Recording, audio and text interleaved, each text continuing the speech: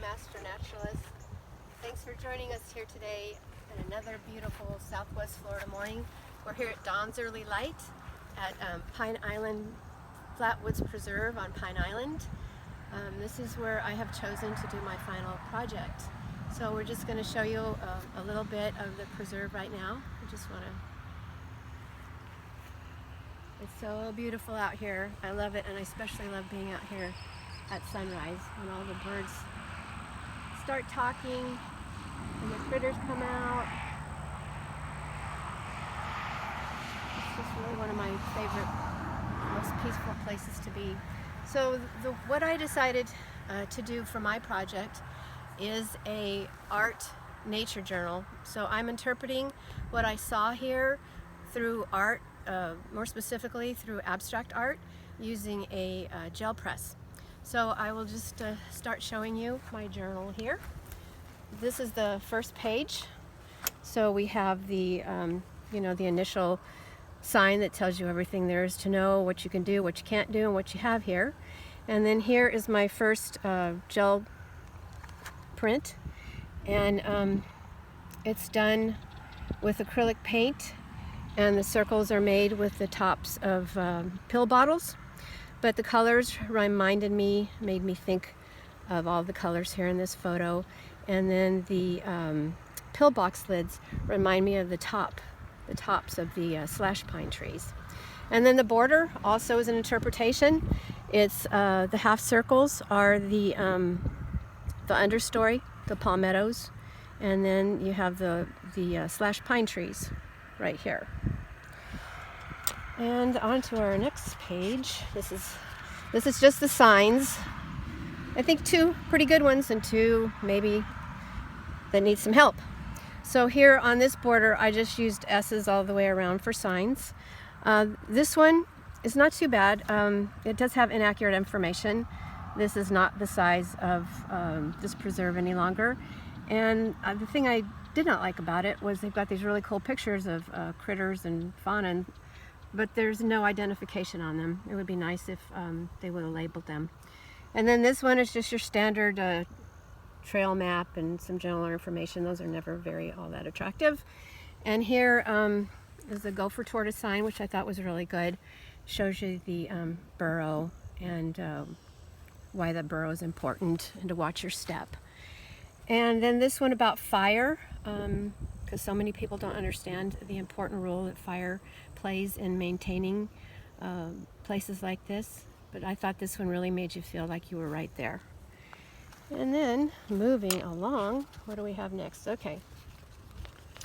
So what we have next is this preserve is 920 acres. It was purchased as 8 large parcels acquired between 2000 and 2011 by Conservation 2020, which is a Lee County organization that purchases land for conservation.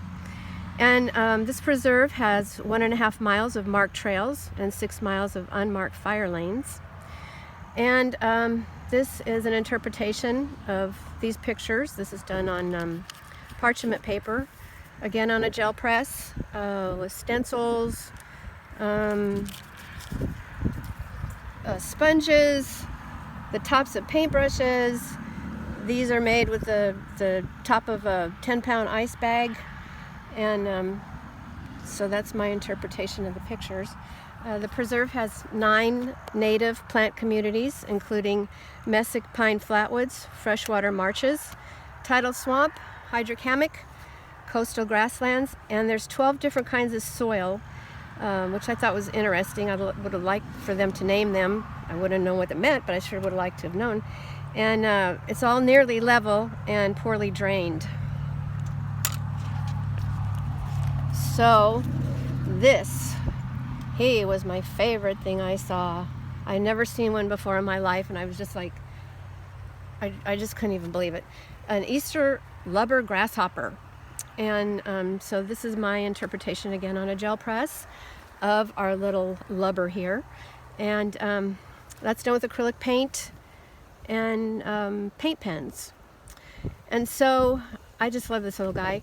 He's quite clumsy and slow in movement. He travels feebly over the substrate.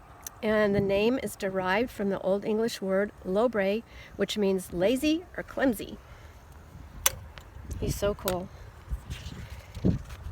And then we have the white peacock butterfly, and it gets its name from the characteristic large eye spots that you can see there on each of its 4 wings, which reminds us of peacock feathers. And that's why I have the circles around here for this border. I interpreted the eye spot on the butterfly for that. Isn't he pretty? That nice yellow flower. Okay. And then the invasives. I asked the land manager here what invasives he was managing, and he starts laughing and he says, "How long do you have?" But the main ones are the Caesar weed and the airleaf acacia. The acacia I particularly dislike because it sends my allergies into the stratosphere.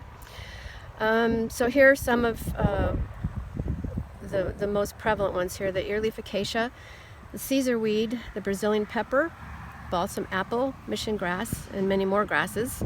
He said they use an integrated solution to manage these chemicals, mechanical grinding and mowing, prescribed fire, and handwork. And what do we have next? Next is the last page. This is my interpretation of the entire preserve and my ethics statement. My ethics statement: I will strive to learn all I can about Florida's natural environment in order to pass the knowledge on to others and help inspire care and love for Florida's nature. So this one is done on watercolor paper. It has, oh my gosh, what does it have? Oh, here it has a rolled up cardboard, paint pens, packing, what do they call that packing stuff? Well, anyway, that's packing material. Bubble wrap, that's bubble wrap. And just some doodles, that's some kind of a sponge, I can't remember which one. And so that's just my interpretation of the way this place makes me feel happy and peaceful. And that's why I kind of wanted to do a handwritten journal to feel really connected to this place and to nature. And so thank you for joining me, and as we leave this wonderful place, I hope you will come visit someday. It's really special. Thank you.